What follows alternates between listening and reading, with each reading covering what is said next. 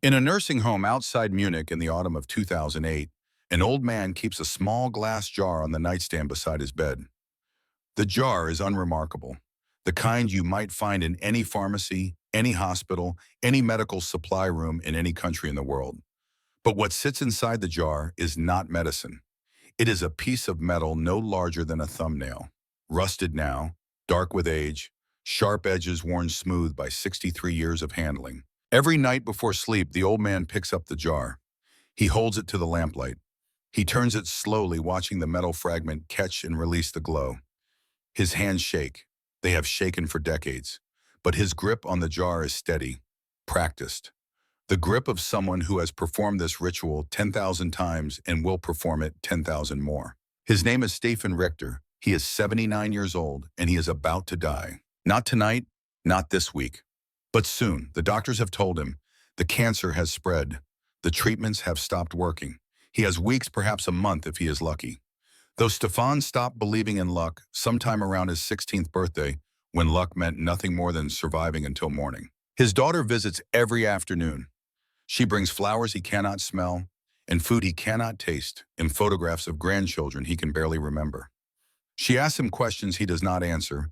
She holds his hand and tells him she loves him, and he believes her, but the words feel like sounds from another room muffled by walls he built long ago to keep certain things out. Tonight, alone in the darkness, Stefan holds the jar and remembers. He remembers the weight of a rifle that did not belong in his hands.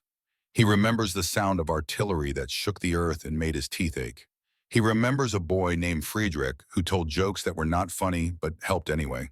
He remembers mud and blood and the smell of cordite and the moment when something sharp and hot entered his chest and changed everything. He remembers an American doctor with gray at his temples and calm eyes. He remembers waking from surgery and seeing the metal fragment for the first time.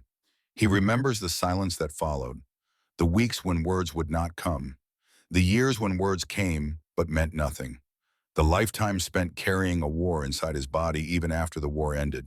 The metal fragment in the jar was removed from Stefan's chest on an early summer morning in 1945. He was 16 years old. He had been a prisoner of war for 4 months. He had been a soldier for 3 months before that. He had been a child for 15 years before that. And then he was none of those things. Just a boy on a surgical table in an enemy hospital praying to a God he no longer believed in, that the doctor cutting him open would put him back together. The doctor did put him back together. At least he put the body back together. The rest took longer. Some parts never quite healed. This is that story. It begins in December 1944 in a small town outside Munich, when the recruiters came to the factory where a 15-year-old boy was building parts for vehicles he would never see. The recruiters, December 1944.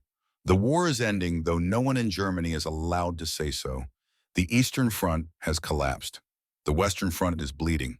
Allied bombers fill the skies day and night, turning cities into rubble and rubble into ash.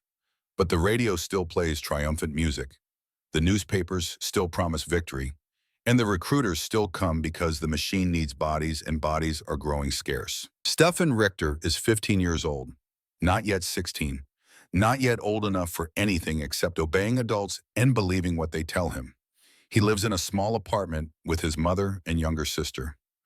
3 rooms, a kitchen with a stove that burns whatever fuel they can find, a bedroom he shares with his sister because the other bedroom belongs to his mother, who cries at night when she thinks her children cannot hear. His father died at Stalingrad 2 years ago.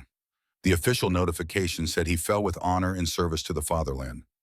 Stefan's mother framed the letter and hung it on the wall. She never speaks of what she believes happened, never wonders aloud whether her husband froze to death or starved to death or was shot by his own officers for retreating. She just looks at the letter sometimes late at night, and Stefan pretends not to notice the way her hands shake. His older brother Klaus was conscripted in 1943, sent east to fight the Russians. He wrote letters for 6 months, careful letters that said nothing about the fighting, nothing about the death, nothing about anything except how much he missed home and how he hoped Stefan was taking care of their mother. Then the letters stopped. July 1944. No official notification, no explanation, just silence. Stefan's mother filed inquiries, wrote to the military offices, waited for responses that never came. Klaus was simply gone. disappeared into the vastness of a war that consumed young men faster than it could record their deaths. Another body in a field somewhere unmarked and unmourned, except by a family that would never know where to place their grief. So Stefan works. He attends school when school's in session, which is increasingly rare, as bombing raids disrupt everything. He stands in bread lines with his mother watching the rations grow smaller each week. He tries to be the man of the house, though he has no idea what that means. He tells his sister that Father and Klaus are heroes. He tells his mother that everything will be fine. He tells himself that the war will end soon and life will return to normal, though he can no longer remember what normal felt like. He is small for his age, thin in the way that wartime malnutrition creates. All angles and prominent bones. His hands are still soft despite months of factory work. His face has not yet decided what kind of man it will become. In certain light, he looks 12, maybe 13. Too young to be anything except a child. The recruiters do not care. They arrive at the factory on a Tuesday morning. 3 men in worn uniforms with tired eyes and clipboards full of names. They do not ask for volunteers. They do not give speeches about duty and honor.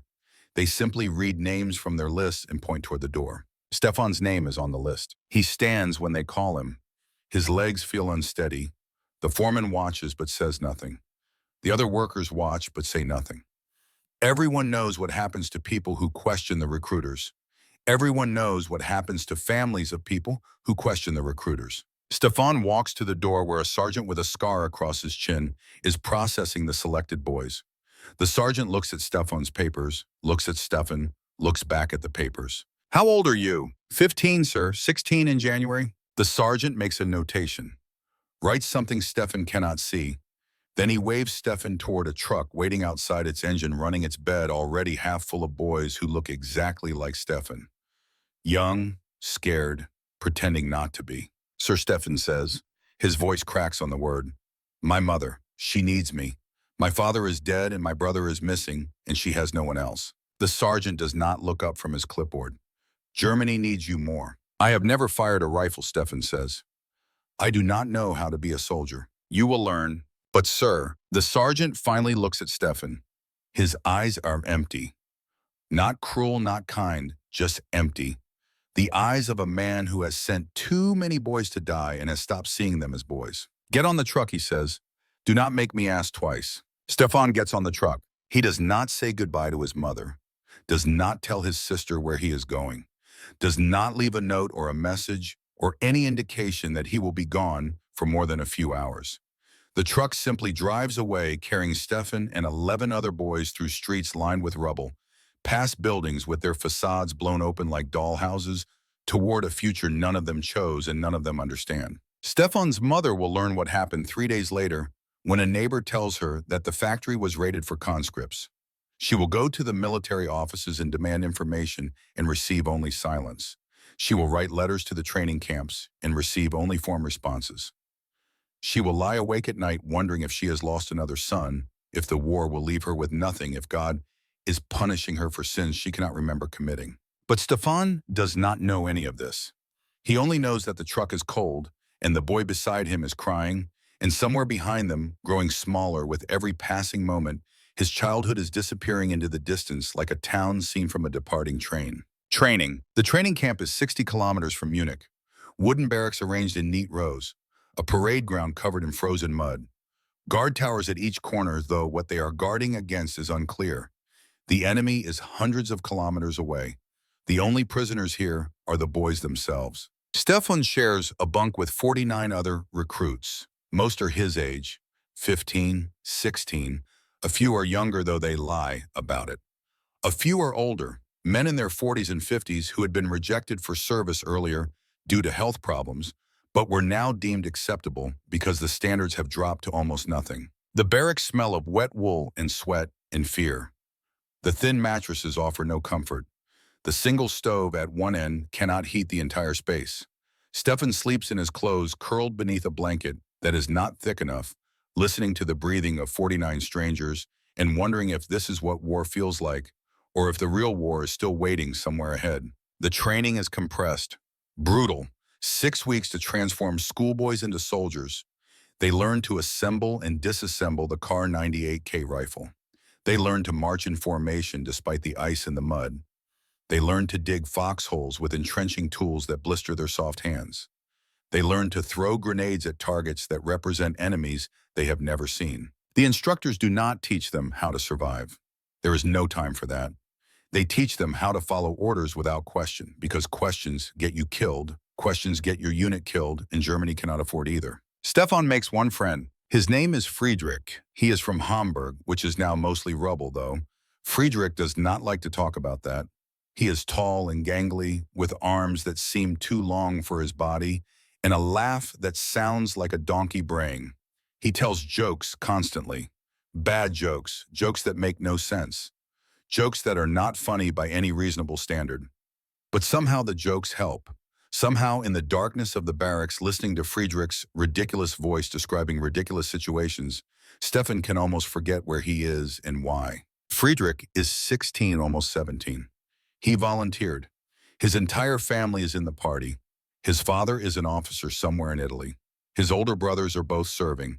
He believes every word of the propaganda, believes in German superiority, believes in the final victory that is always just around the corner, believes that the war will be won and the enemy will be destroyed and everything the radio promises will come true. Stefan does not believe any about it, but he does not say so.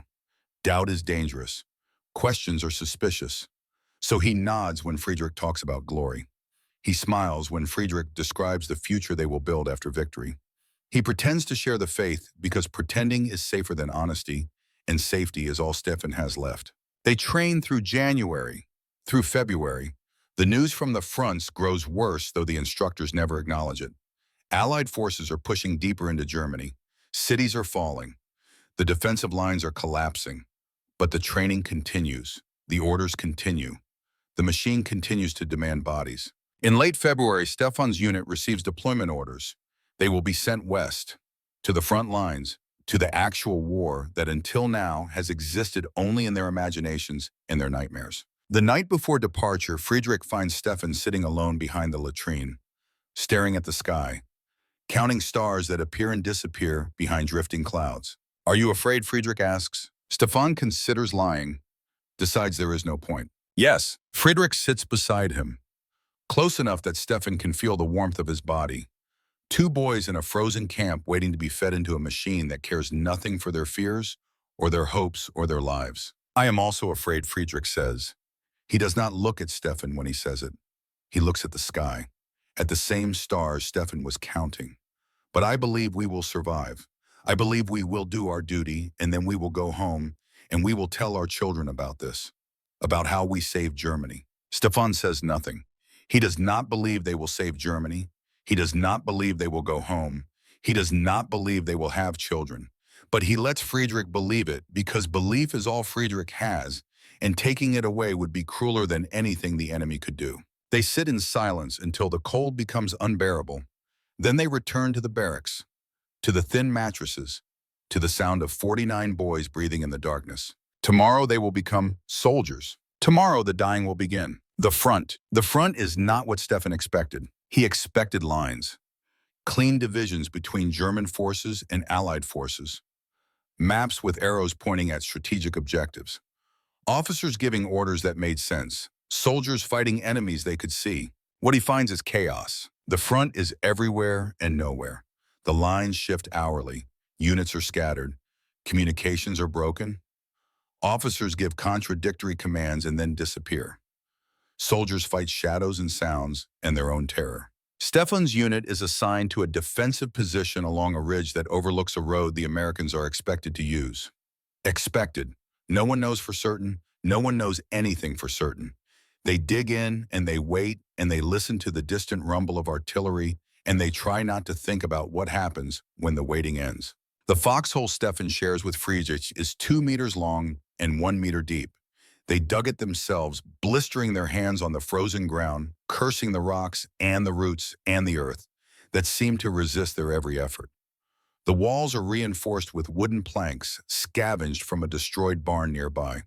The bottom is 6 inches of cold water that seeps in no matter how many times they bail it out. This is their home now, this hole in the ground, this grave with a view. The first night, Stefan does not sleep. He lies in the mud, his rifle clutched to his chest, watching the sky lighten and darken and lighten again as flares arc overhead.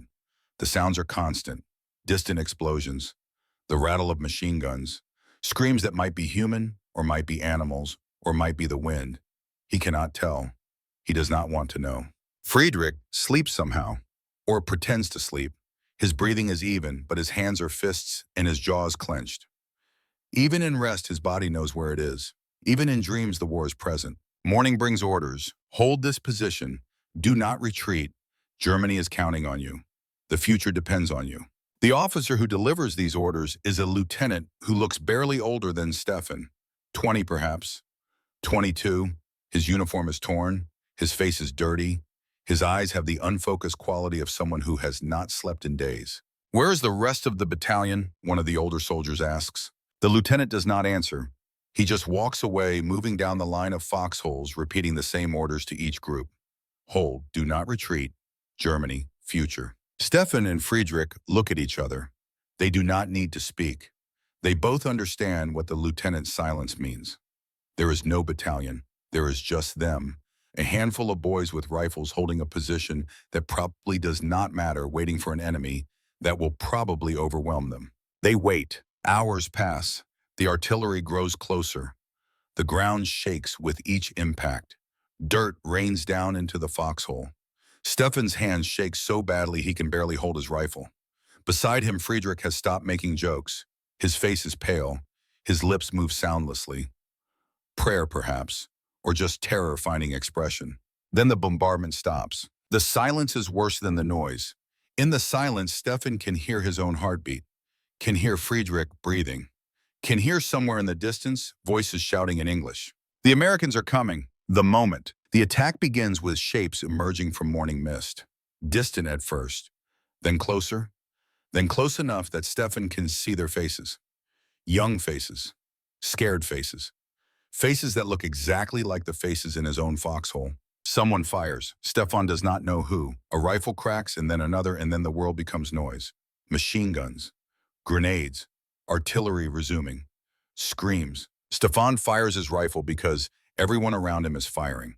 He does not aim, does not see targets, just points in the general direction of the shapes and pulls the trigger and feels the recoil punch his shoulder.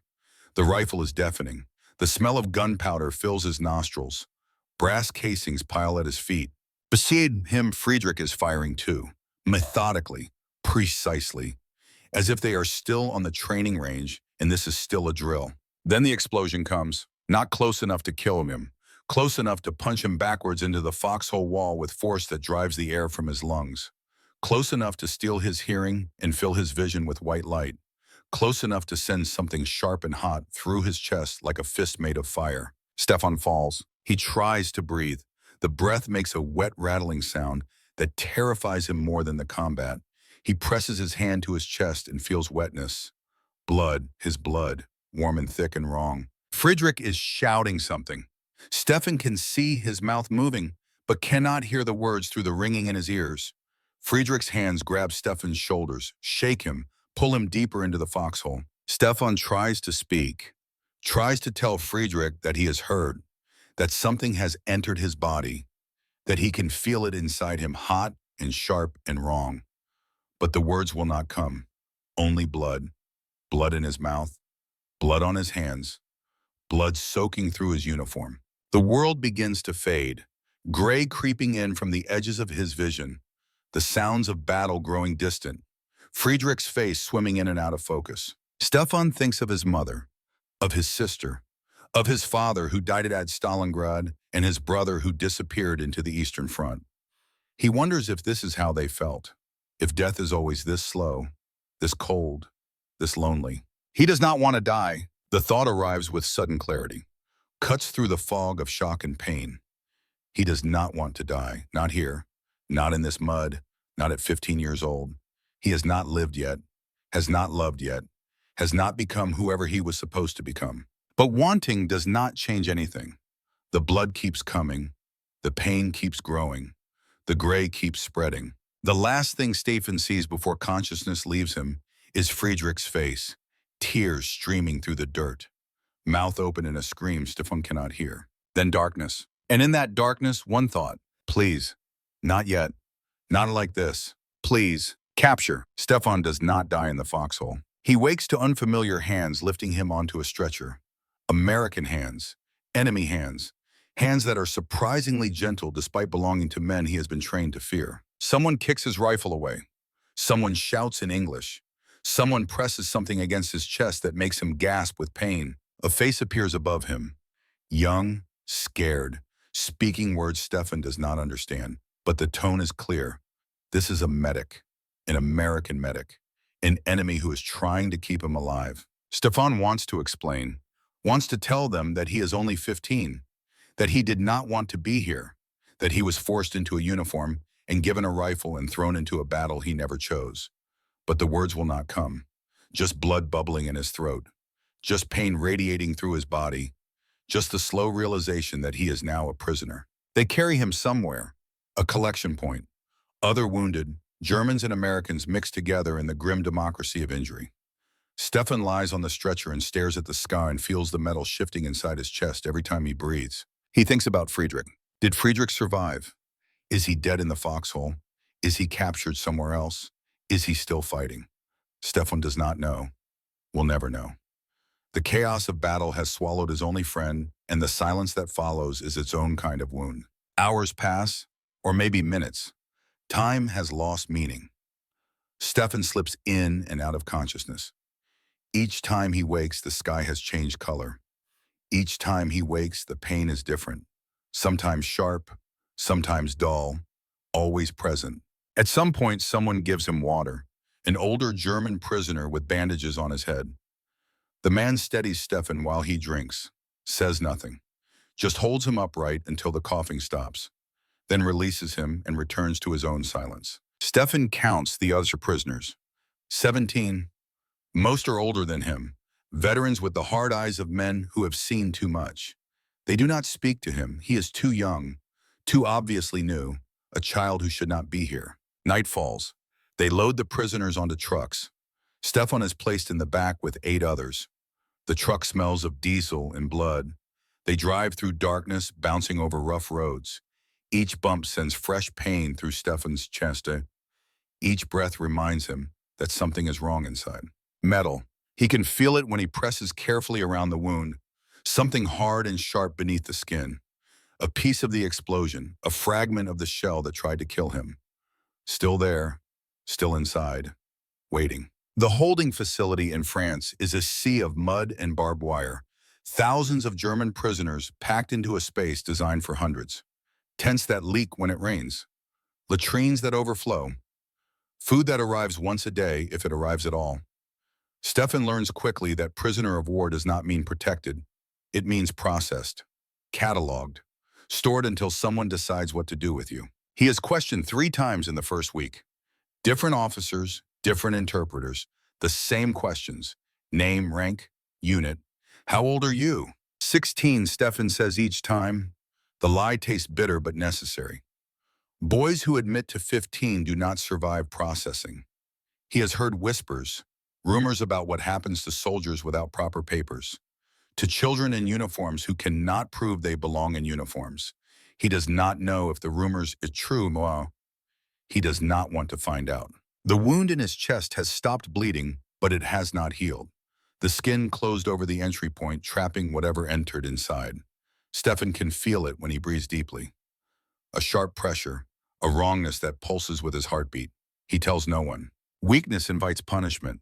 That is what the older prisoners say. Show pain and you become a target. Complain and you disappear. Keep your head down. Keep your mouth shut. Survive until the war ends and pray there is something left to go home to. Stefan keeps his head down, keeps his mouth shut, learns to breathe shallowly so the metal does not shift, learns to move carefully so the wound does not tear, learns to sleep sitting up because lying down makes the pressure unbearable. 2 weeks pass. 3. The facility fills and empties and fills again as prisoners are processed and shipped to permanent camps. Stefan waits for his name to be called, dreads his name being called. The future is a blank wall he cannot see past. Then one morning, the guards herd 500 prisoners toward a convoy of trucks. Stefan's number is on the list. He climbs aboard with the others, finds a corner where he can protect his chest from jostling elbows, and watches France disappear through gaps in the canvas covering. The trucks take them to a port. Stefan has never seen the ocean before. It stretches to the horizon, gray and endless, impossibly large. Ships wait at the docks, American ships. Transport vessels that will carry prisoners across the Atlantic to camps in a country Stefan knows only from propaganda posters and his mother's old geography books. America, the enemy, the place where, according to everything he has been taught, monsters live. The place where, according to everything he is now experiencing, they give prisoners water and medical checks and something approaching organized efficiency. Stefan does not understand, does not try to understand. He simply follows orders, boards the ship, descends into the hold where 500 men will spend the next 2 weeks in conditions that make the French facility seem luxurious. The crossing is the worst part. The ship pitches and it rolls constantly. The hold smells of vomit and sweat and fear. Men are packed so tightly that sitting requires negotiation. Sleeping requires luck. The latrines are buckets that overflow within hours of being emptied. Stefan's wound grows worse on the ship. The constant motion makes the metal shift. Or maybe he just imagines it shifting. Either way, the pain increases. The skin around the entry point grows hot, tender. The color changes from pink to red to something darker that suggests infection is taking hold. He develops a cough, shallow at first, then deep enough that he tastes blood in the back of his throat. He spits into his sleeve, hides the red stains, tells himself it is nothing, tells himself he will feel better when the ship stops moving, tells himself that showing weakness is more dangerous than whatever is growing inside his chest. An older prisoner notices, a man in his 40s with gray in his beard and the quiet authority of someone who has survived more than one war. He watches Stefan for 3 days before speaking. "You are hurt," the man says. Not a question, a statement. Stefan shakes his head. "I am fine." "You are not fine. You are holding your chest like it contains something broken. You are breathing like a man with water in his lungs. You are coughing blood when you think no one is watching." Stefan says nothing. There is nothing to say. The man studies him. "How old are you really?" 16. 15, the man corrects. "Maybe 14. You have no beard. Your hands are soft. Your eyes are too young for what you have seen." Stefan remains silent. "You should report to the ship's medical officer," the man says. "Whatever is inside you will only get worse." Stefan finally speaks. "If I show weakness, they will separate me, send me somewhere worse, or decide I am not worth feeding." The man considers this. Then he nods slowly. "You may be right, or you may be wrong. I have seen the Americans. They are strange. They give us water when we are thirsty. They treat wounded prisoners even when they do not have to. They follow rules that make no sense for conquerors." He pauses. "But you have also seen what our own side does to weakness. So I understand your fear." He does not say anything else, does not offer advice, does not try to convince Stefan to seek help. He simply moves away, returning to his own corner of the hold, leaving Stefan alone with his decision. Stefan decides to wait, to endure, to trust that his body will heal itself if he just gives it time. His body does not heal itself. By the time the ship reaches America, Stefan can barely stand upright. The pain in his chest is constant now, a deep ache that spreads into his shoulder and makes his arm tingle with numbness. His fever comes and goes. His cough produces blood more often than not. He moves carefully, slowly, like an old man in a young man's body. But he moves. He walks off the ship under his own power.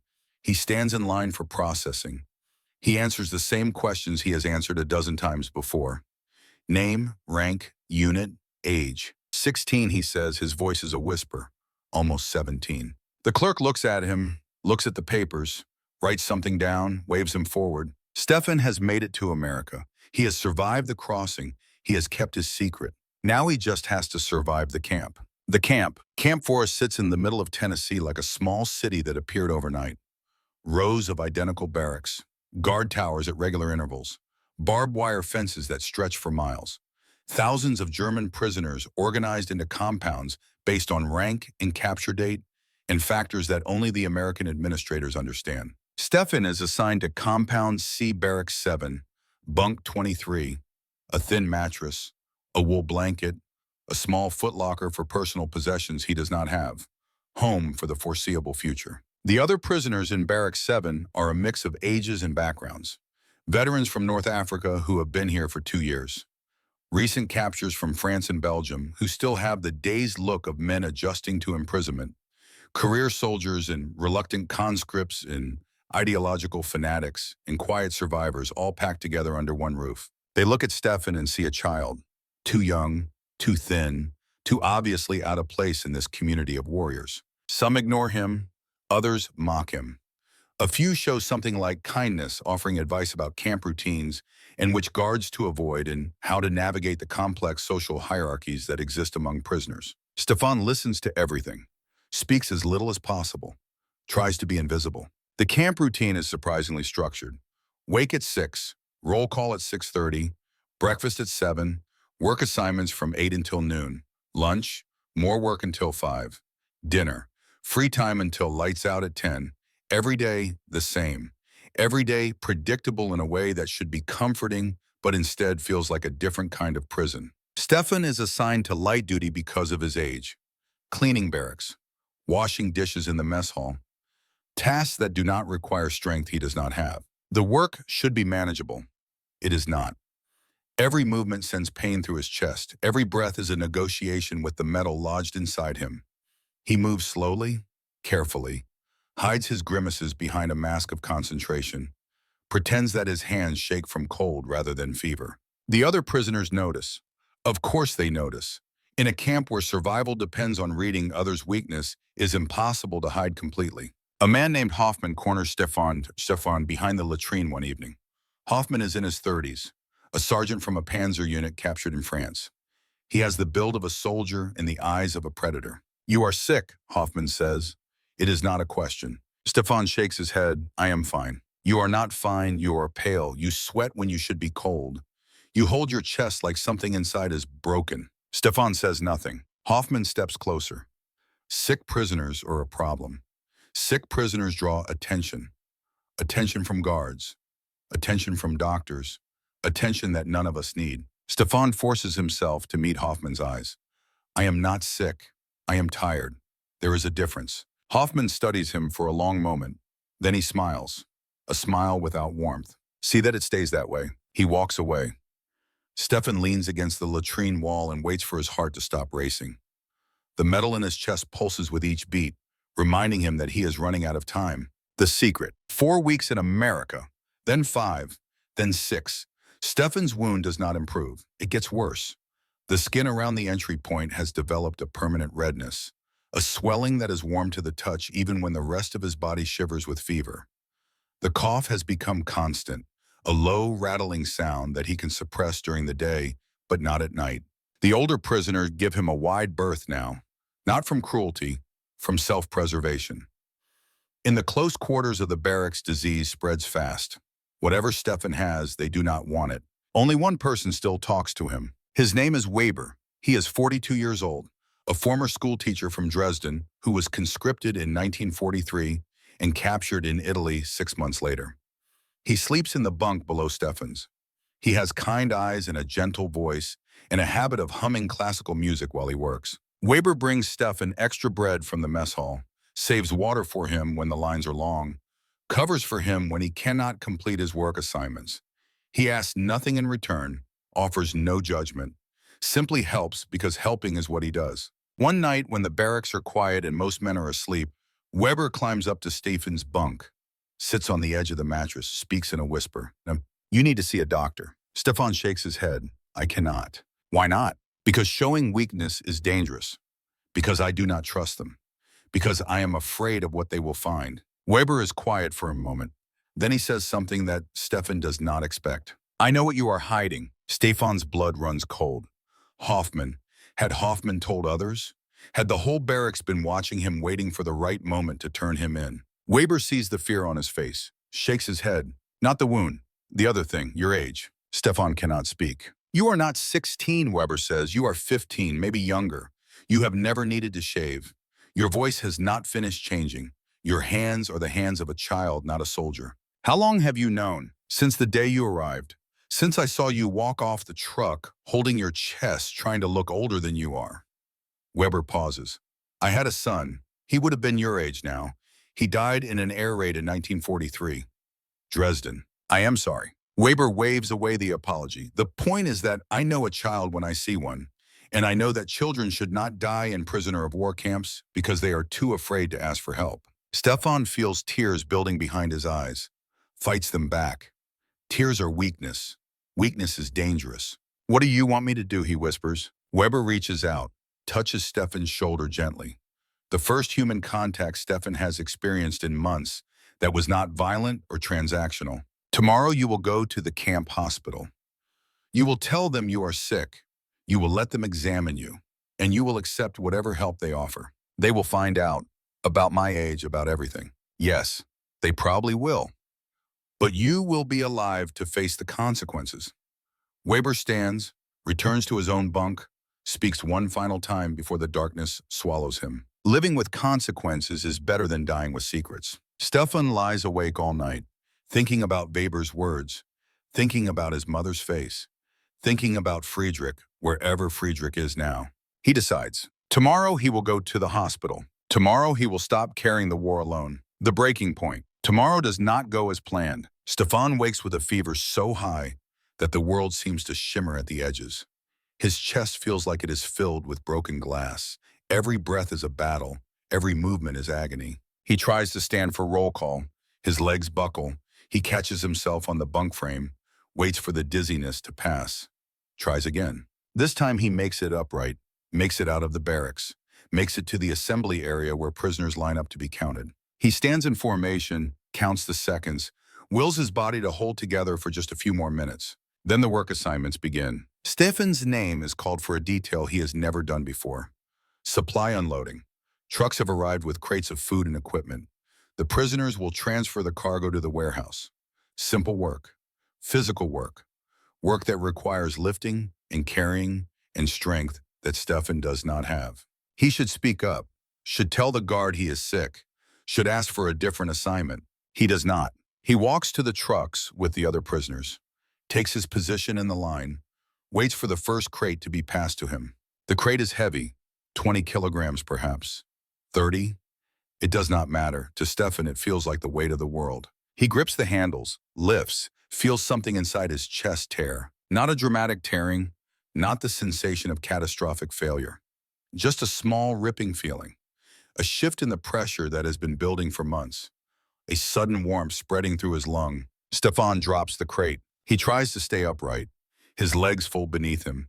He hits the ground shoulder first, sending a spike of pain through his chest that steals whatever breath he had left. The world narrows to a single point. Faces appearing above him. Voices shouting in English and German. Hands grabbing his arms trying to lift him. He coughs. Blood. More blood than he has ever coughed before. A mouthful that sprays across the dirt bright red against the brown earth. Someone yells for a guard. Someone yells for a medic. Stefan cannot tell who, cannot focus on anything except the blood and the pain and the certainty that the secret he has carried for 4 months has finally broken free. They lift him, carry him somewhere. The camp hospital probably. The place he was too afraid to visit yesterday. The place that will finally discover what he has been hiding. The last thing Stefan sees before consciousness leaves him is the sky. Blue and endless. The same sky that covers Munich where his mother waits. The same sky that covers wherever Friedrich is now. The same sky that has watched over 1 million boys sent to die in a war they did not start. Then darkness. And in the darkness, relief. No more hiding, no more pretending, no more carrying the weight alone. Whatever happens next, at least the secret is out. The operating room is cold. Deliberately cold, the kind of cold that keeps bacteria dormant and blood thick and surgeons alert. Stefan lies on the table beneath lights so bright they seem to have weight pressing down on him, like the attention of a god who has finally decided to notice his existence. Dr. Harrison stands above him, masked, gowned, gloved. His eyes are the only visible part of his face, and they are calm, focused. The eyes of a man who has done this before and will do it again. The eyes of someone who has learned to see bodies as problems to be solved rather than people to be mourned. The anesthesiologist places a mask over Stefan's face. The smell is chemical and sweet. Stefan tries to breathe normally, but panic makes him gulp air, makes the room spin, makes everything start to fade. Count backward from 10, someone says in English. Stefan does not understand the words, but he understands the tone. He closes his eyes, thinks of his mother, thinks of his sister, thinks of Friedrich, wherever Friedrich is now. 10, he whispers in German. 9, 8. He does not reach 7. The darkness takes him gently, completely.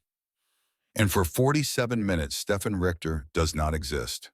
There is only a body on a table, a problem to be solved, a chest to be opened, a piece of metal to be found. Dr. Harrison makes the first incision with the precision of someone who has mapped every millimeter in his mind before the blade ever touches skin. The scalpel parts flesh cleanly. Blood wells up and is immediately suctioned away. The surgical field must remain clear. Vision must remain unobstructed. There is no room for error when you are working this close to structures that cannot be repaired. The shrapnel has been living inside Stefan for 4 months. It has become part of him in ways that metal should never become part of flesh. Scar tissue has grown around it, incorporating the foreign object into the architecture of the chest, as if the body decided that what could not be expelled must be accepted. Dr. Harrison works through this tissue carefully, millimeter by millimeter. His instruments move with the delicacy of a jeweler and the confidence of a butcher. He knows what he is looking for. He knows where it is. The only question is whether he can remove it without destroying what surrounds it. The nurses assist in choreographed silence.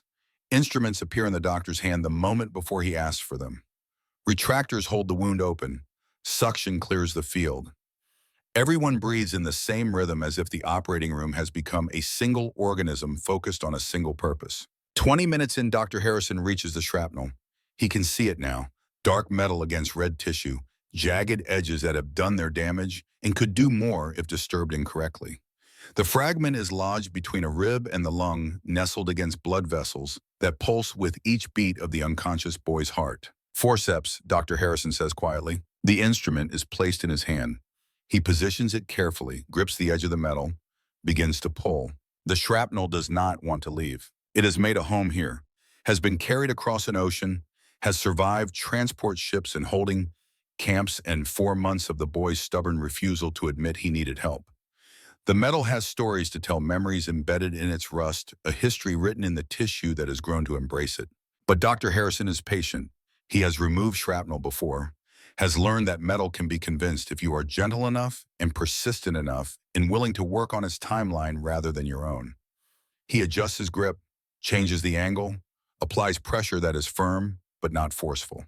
The fragment shifts, releases, comes free with a small, wet sound that seems too quiet for something so significant. Dr. Harrison lifts the metal into the light, examines it briefly, then places it on the steel tray beside the operating table. Click! The sound echoes in the silent room.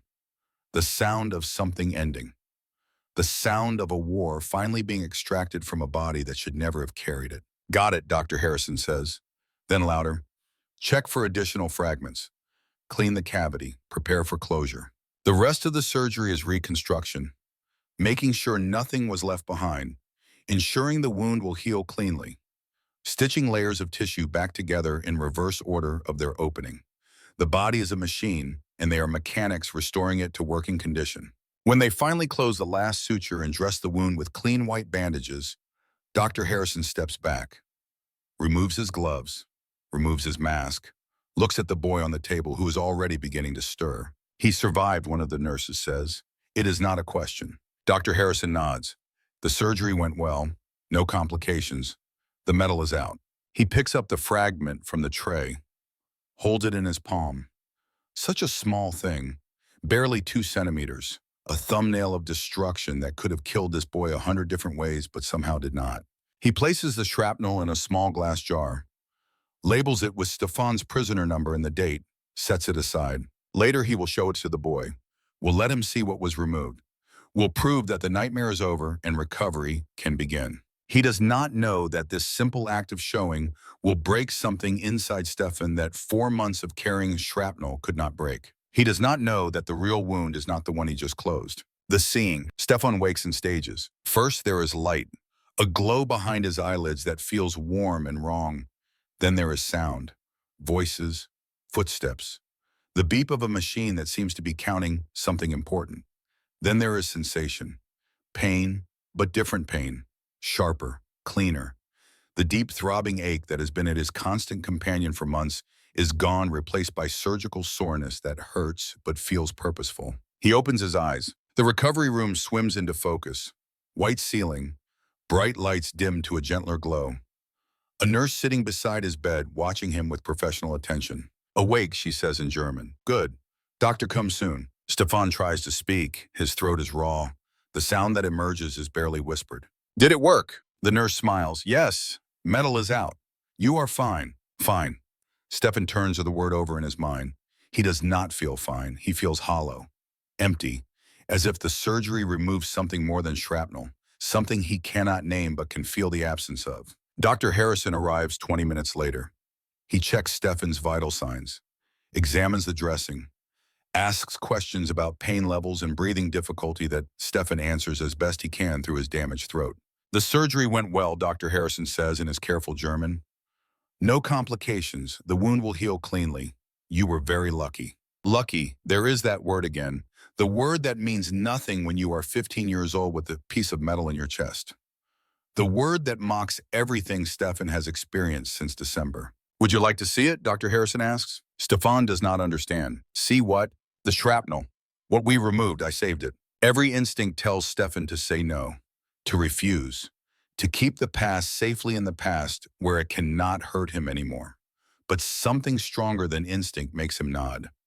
Curiosity, perhaps, or the need to know, or the simple human desire to see the thing that has been trying to kill you. Dr. Harrison produces the small glass jar, holds it up so the light catches the metal inside. Stefan stares. The fragment is small, jagged, dark with old blood and rust.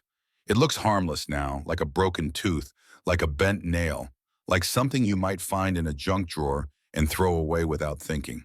This tiny thing ruled his life for 4 months. This piece of steel dictated every breath he took, every movement he made, every decision about when to speak and when to stay silent. It transformed him from a schoolboy into a soldier, into a prisoner, into a patient. It carried war inside his body even as he crossed an ocean to escape it. Stefan's breath catches, not from physical pain, from something else. A collapse, a crumbling. The walls he has built to keep functioning, suddenly developing cracks that spread faster than he can repair them. He stares at the shrapnel and feels everything he has been suppressing rush forward at once.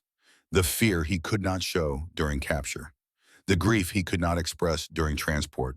The anger he could not voice during months of silent suffering. The betrayal by adults who sent him to fight. The loss of his childhood. The death of his father at Stalingrad. The disappearance of his brother into the Eastern Front. Friedrich crying in the foxhole. His mother standing in the breadline. His sister growing up without anyone to protect her. The waste of it all. The stupid, senseless, unforgivable waste of young lives thrown into meat grinders by old men who called it duty and honor and sacrifice. Stefan's mouth opens. He means to say something. Thank you, perhaps. Or it is so small. Or I cannot believe that was inside me. But nothing comes out. His lips move. His throat works. But the words stay locked inside, trapped behind a wall of trauma too thick to penetrate. He stares at the shrapnel and he goes completely still. Not the stillness of peace. The stillness of something broken so thoroughly that movement itself becomes impossible. Stefan, Dr. Harrison says, "Are you all right?" No response. Stefan's eyes remain fixed on the glass jar. His chest rises and falls rapidly. Shallow breaths that suggest panic, but his face shows nothing. No tears, no expression, just blank frozen shock. The nurse leans forward, speaks his name, touches his arm, checks his pulse. Stefan does not acknowledge her, does not look away from the metal. It is as if seeing the shrapnel externalized made the trauma real in a way his mind could not process while he was still carrying it internally. Dr. Harrison carefully removes the jar from Stefan's line of sight, sets it aside on a table. But Stefan's eyes follow it, track it like prey, tracking a predator. Unable to look away even when looking causes pain. Stefan, Dr. Harrison says firmly, "Look at me." Stefan's eyes move to the doctor's face, but they are empty. Present, but not present. Seeing, but not comprehending. The lights are on, but nobody is home. Dr. Harrison has seen this before. In soldiers who survived but did not survive, whose bodies continued while their minds retreated to some protected space where the war could not reach them. Shell shock, combat fatigue, battle exhaustion. Whatever the name, the result is the same. A person who looks alive but has left themselves behind. Get me the psychiatrist, Dr. Harrison orders quietly, and keep him under close observation. I do not think like he will hurt himself, but I want someone watching at all times. The nurse nods, leaves quickly. Dr. Harrison sits beside Stefan's bed and wonders what he has done. What showing the shrapnel has triggered. What broke inside this boy that seeing the physical evidence of his own violation could cause such complete withdrawal. Maybe it was the reality of it. The proof that the war was real and the wound was real and none of it had been a nightmare from which he could wake. Maybe it was the loss of the only thing that connected him to his identity as a soldier, even a reluctant one. Maybe it was just the final straw, the last weight added to a burden that was already too heavy to carry. Whatever the reason, Stefan Richter has gone somewhere inside himself where doctors cannot follow. And whether he will come back remains to be seen. The silence. 3 weeks pass. Stefan heals physically. The wound closes cleanly. No infection, no complications. The surgical site becomes a scar, pink at first, then fading to white. A ridge of tissue that maps where metal entered and where medicine intervened. But he does not speak. The silence is complete, absolute. A wall that no one can breach despite their efforts. The nurses try conversation. The doctors try examination. The psychiatrist tries therapy. Other prisoners try camaraderie. Nothing works. Stefan looks at them, registers their presence, but does not respond. He goes through the motions of hospital life, eats when food is placed before him, sleeps when darkness falls, walks when directed to walk, but he does it all in silence. His voice locked away somewhere inside himself where trauma cannot use it against him. Major Whitmore, the psychiatrist, visits daily. He sits beside Stefan's bed and talks about trauma, about recovery, about the mind's way of protecting itself from pain too great to process. The silence is not weakness, he says in German. It is survival. Your brain has decided that words are dangerous. It is protecting you the only way it knows how. Stefan listens, understands intellectually, but cannot translate understanding into action. The pathway from thought to voice has been severed. The words exist inside him, but they cannot find their way out. On the 10th day of silence, a letter arrives. It has been processed through the Red Cross, delayed by months of war and bureaucracy and the chaos of a collapsing nation. But it has finally reached its destination. A single envelope addressed to prisoner 47,291, Stefan Richter. The return address is Munich. The handwriting is familiar. His mother. The nurse brings the letter to Stefan's bedside. She does not know what it contains, but she can see his eyes change when he recognizes the handwriting. Something flickers there. The first sign of life she has seen since the surgery. Would you like me to read it? She asks gently. Stefan cannot answer, but he nods, barely perceptible, a movement so small it might have been imagination. The nurse opens the envelope, unfolds the single page, begins to read in slow, careful German. My dearest Stefan, I do not know if this letter will reach you. I do not know if you are alive. I do not know anything anymore, except that I must write, must send these words into the world, and hope they find you. We received notification that you were captured, an American notification processed through the Red Cross. They said you were wounded but alive. They said you were being treated according to international law. They said I could write to you. So I am writing. Your sister asks about you every day. She is growing so fast, Stefan. You would not recognize her. She is 12 now, almost 13, and she has your father's eyes. She keeps your photograph beside her bed. She tells her friends that her brother is a hero. I do not tell her what I know about heroes, what the war has taught me about that word. I think about your father every day, about Klaus, about all the men who went away and did not come back. I think about you, my youngest, my baby taken by men who should have protected you, sent to fight a war that should have ended years ago. I am angry, Stefan. I am so angry that sometimes I cannot breathe. But I am also hopeful, because you are alive. Because somewhere across the ocean in a camp, I cannot imagine my son is breathing and healing and waiting to come home. Please come home. Please survive this. Please find your way back to me. I have lost too much already. I cannot lose you too. I love you. Your sister loves you.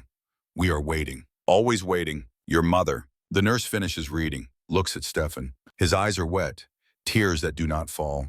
His lips are trembling, soundless movement that might be trying to form words but cannot. He reaches for the letter with shaking hands, holds it against his chest, against the scar where the shrapnel used to be. Would you like to write back? The nurse asks. Stefan picks up the pencil she offers, holds it over blank paper. His hand shakes. The pencil point touches the page. Nothing comes. No words. No coherent thought. Just the overwhelming truth that he does not know what to say to his mother. How to explain what he has become. How to describe the distance between the boy who left and the prisoner who would return. He sets the pencil down. The paper remains blank. Another conversation that will not happen.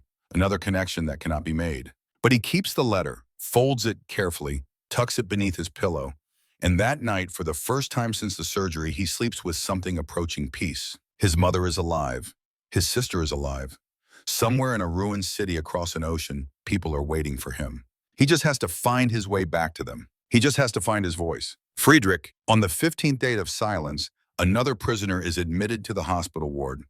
A German soldier with a badly infected leg wound. They place him in the bed beside Stefan's. Too weak to move, too feverish to notice his neighbor. Stefan watches the new arrival with empty eyes. Watches the doctors examine the leg. Watches the nurses change the bandages. Watches the fever rage and break and rage again over 3 days of uncertainty. On the 4th day, the soldier wakes, coherent for the first time, looks around the ward with the confused gaze of someone trying to remember where he is. His eyes find Stefan. They widen. You, he says, his voice is hoarse, weak, but the recognition is unmistakable. You were in my unit, on the Western Front, in the foxholes along the ridge. Stefan stares at him, does not respond, cannot respond, but something is happening inside him. Something is shifting. The soldier studies Stefan's face, searching his memory. Richter, he says finally. Stefan Richter, the young one, the one who was hit by artillery. We thought you were dead. Your friend, he pauses, the tall one, Friedrich. He carried you out of the foxhole, carried you toward the American lines. He was shouting for a medic, shouting that you were still alive. Stefan's breath catches. His hands grip the blanket so tightly his knuckles turn white. The soldier continues, unaware of the impact his words are having. The Americans captured both of you. Took Friedrich, too. He was not wounded, but he would not leave your side. They had to pull him away. He was screaming your name. Something breaks inside Stefan. Not the wall he has built to keep the world out. Something behind the wall. Something that has been frozen since the day he saw the shrapnel. Where Stefan whispers. His voice is barely audible. Rusty from 3 weeks of disuse. But it is there. The first word he has spoken since the surgery. The soldier turns sharply, stares at Stefan with surprise. Where is Friedrich? Stefan says. Each word is an effort. Each syllable costs him something he cannot name. The soldier shakes his head. I do not know. They separated us during processing. Sent us to different facilities. I heard rumors that he was sent to a camp in Texas. Big camp. Thousands of prisoners. But I do not know for certain. Stefan closes his eyes. Friedrich is alive. Friedrich carried him out of the foxhole.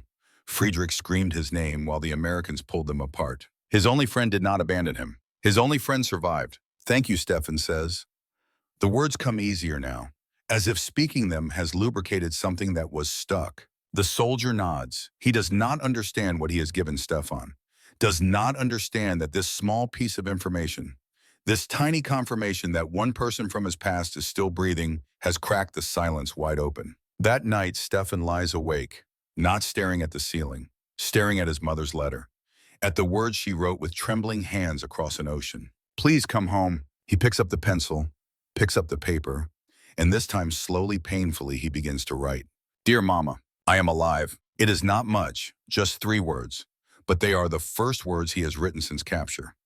The first communication with the world beyond the walls he built to protect himself. He will write more tomorrow, and more the day after, and slowly, word by word, he will rebuild the bridge between who he was and who he might become. The silence is not gone. It will never be entirely gone, but it is no longer absolute. A crack has appeared, and through the crack, light is beginning to enter. The glass jar. 3 more weeks pass. Stefan is transferred from the hospital ward back to the regular camp. He walks, now speaks, now functions, now in ways that approximate normal human behavior. The psychiatrist clears him with cautious optimism. The doctors declare him physically healed. But everyone who knows him can see that something has changed. The Stefan who returns to the barracks is quieter than silence, more thoughtful than thought. He responds when spoken to. He follows orders without difficulty. He works assigned duties and eats meals and attends roll calls. But there is a distance in his eyes, a space between himself and the world that was not there before, as if part of him remains in the operating room, staring at a piece of metal in a glass jar, understanding for the first time what war had done to him. Before his release from the hospital, Dr. Harrison comes to see him one final time. The doctor carries something in his hand, a small glass jar, the same jar he showed Stefan on that terrible day when seeing became too much and silence became the only refuge. "I want you to have this," Dr. Harrison says. His German has improved over the weeks of treating German prisoners. The words come more naturally now. Stefan looks at the jar, at the shrapnel inside. His breath quickens slightly, but he does not look away, does not retreat into himself. "Why?" he asks. Dr. Harrison considers the question. "Because it is yours, because you carried it for 4 months and it did not kill you. Because surviving deserves a souvenir. Because someday when you are old, you will want proof that this happened, that you were here, that you endured." Stefan takes the jar, holds it up to the light, watches the metal fragment catch and release the glow as he turns it slowly. "It is so small," he says. "Yes, I thought it would be bigger. In my mind it was enormous, the size of my fist, the weight of the world. The things that hurt us most are often small," Dr. Harrison says. "Small enough to carry without realizing. Small enough to ignore until they cannot be ignored anymore." Stefan nods slowly. He understands what the doctor is saying, understands that the shrapnel in the jar is not the only piece of the war he will carry for the rest of his life. "I am sorry this happened to you," Dr. Harrison says. It is the second time he has apologized. The first was before the surgery. This time the apology carries different weight. Stefan looks at him. This American doctor, this enemy, this man who cut him open and put him back together and showed him the thing that was killing him. "You saved my life," Stefan says. "I did my job." Number Stefan shakes his head. "You saved my life. You did not have to. I am the enemy. I wore a uniform that fought against your country, but you treated me like I mattered." Dr. Harrison is quiet for a long moment. Then he speaks. "I had a son. He was 17. He died at Normandy, shot on the beach. I never saw his body, never got to say goodbye." He pauses. "When I look at you, I see him. I see all the boys who should have lived. German American, it does not matter. You are all someone's son." Stefan does not know what to say. So he says the only thing that seems right. "I'm sorry about your son." Dr. Harrison nods, clears his throat, returns to his professional demeanor. "Keep the jar," he says. "Remember what it means. Remember that you survived. And when you go home, live a life worth surviving for." He extends his hand. Stefan takes it. They shake. Two people from opposite sides of a war that neither of them chose, connected by a piece of metal and an act of mercy. "I will remember," Stefan says. "Good." Dr. Harrison leaves. Stefan watches him go. Then he looks at the jar again. He will keep it for the rest of his life. 63 years later. Munich, October 2008. The old man in the nursing home has stopped eating. The doctors say it is the cancer spreading now beyond any hope of treatment. The nurses say it is grief, the slow surrender of someone who has decided it is time to go. His daughter visits every day, sits beside his bed, holds his hand, tells him stories about grandchildren he can barely remember. "Papa," she says one afternoon, "tell me about the jar." Stefan opens his eyes, looks at her with the clarity that sometimes comes to dying men, a final gift before the light goes out entirely. "What do you want to know? You have kept it your whole life, on your nightstand. Every night you look at it before you sleep. Why?" Stefan is quiet for a long moment. Then he speaks. His voice is weak but steady. "Because it reminds me of the war, of surviving, of what it could, of the American doctor who cut me open and gave me back my life, of your grandmother waiting in Munich while I was dying in a prisoner camp, of Friedrich, my friend who carried me out of a foxhole when he could have left me to die." His daughter squeezes his hand. "Papa, what happened to Friedrich?" Stefan smiles, a small smile but genuine. "He found me. After the war. We both returned to Germany, to the ruins, to the reconstruction. I thought he was dead. He thought I was dead. But we found each other. We lived as neighbors for 40 years. He was the godfather at your christening." His daughter's eyes widen. "Uncle Fritz." "Yes, he never told me." You never told me. Stefan closed his eyes. Some stories are too heavy for words. Fritz and I, we understood each other without speaking about it. We knew. That was enough. Why burden our children with nightmares they did not earn? His daughter nods slowly. She remembers now. The way her father and Uncle Fritz would sometimes sit in silence on the perch watching the sunset, not speaking for hours. She had thought it was just the comfort of old friends. Now she understands it was the silence of shared memory, of things that could not be said, but did not need to be. Stefan reaches for the jar.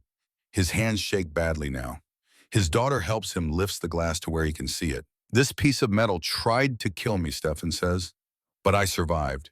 And every night I hold it, and I remember that survival is not enough. You must also live. You must also love. You must also find the people who matter and hold on to them. He looks at his daughter. His eyes are wet. You matter, he says. Your mother mattered. Your children matter. That is what the jar means. That is why I keep it. His daughter is crying now. Papa, I am tired, Stefan says. I am ready, but I want you to keep the jar after I am gone. I want you to tell your children what it means.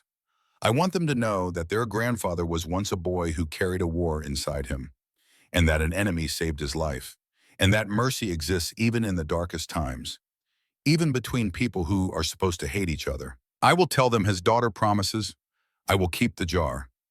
I will remember. Good. Stefan closes his eyes. His breathing slows. His daughter holds his hand and watches him drift into sleep. He will die 3 days later, peacefully, with his family around him and the glass jar on his nightstand catching the afternoon light. But that is not the end of the story. The letter. Among Stefan's belongings, his daughter finds an envelope. Old, yellowed with age, postmarked 1987. Inside is a letter and a photograph. The photograph shows two men in their 60s. One is Stefan, the other is a man she does not recognize. American, distinguished, gray-haired. The letter is typed in English with a handwritten note at the bottom. Dear Mr. Richter, my name is Elizabeth Harrison. My father, Dr. William Harrison, passed away last month. In his will, he left specific instructions to contact you. I confess I did not know your name until I read the will. My father rarely spoke about his time treating prisoners of war, but he kept meticulous records, and your file was among his personal papers, not in storage, but in his desk where he could find it easily. He wrote notes in the margins over the years. I do not know if you knew this, small observations, questions about how you were doing, whether you had found your voice, whether you had lived a life worth surviving for. In his final days, he asked me to find you, to send you this photograph taken during his trip to Germany in 1975. He said you would remember. And he asked me to tell you something, his exact words. Tell him I never forgot the boy who was too young to be a soldier. Tell him I hope he found his voice. Tell him I hope he lived well. The handwritten note at the bottom is in different ink, shakier, written by an old man at the end of his life. Stefan, it was an honor to save you. Live well. W.H. Stefan's daughter reads the letter 3 times. Then she understands. The American doctor had remembered her father for 40 years, had kept his file, had traveled to Germany to see him, had thought about him until the very end. She places the letter beside the glass jar. 2 artifacts now, 2 pieces of a story that spans continents and decades in the impossible distance between enemies who became something more. She will tell her children about the jar. She will tell them about the letter. She will tell them about a boy who was too young to be a soldier, and a doctor who saved him anyway, and a friendship that survived a war neither of them wanted.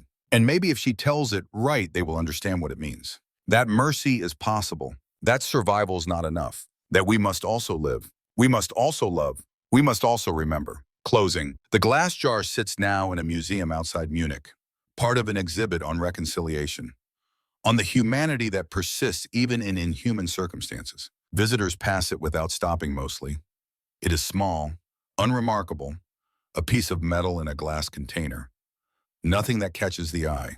But occasionally someone pauses, reads the placard, learns about a 15-year-old boy who was forced to carry a war inside his body, about an American doctor who removed the shrapnel and kept track of his patient for 40 years, about a friendship born in the unlikeliest of places, about survival and silence and the slow, painful work of finding your voice again.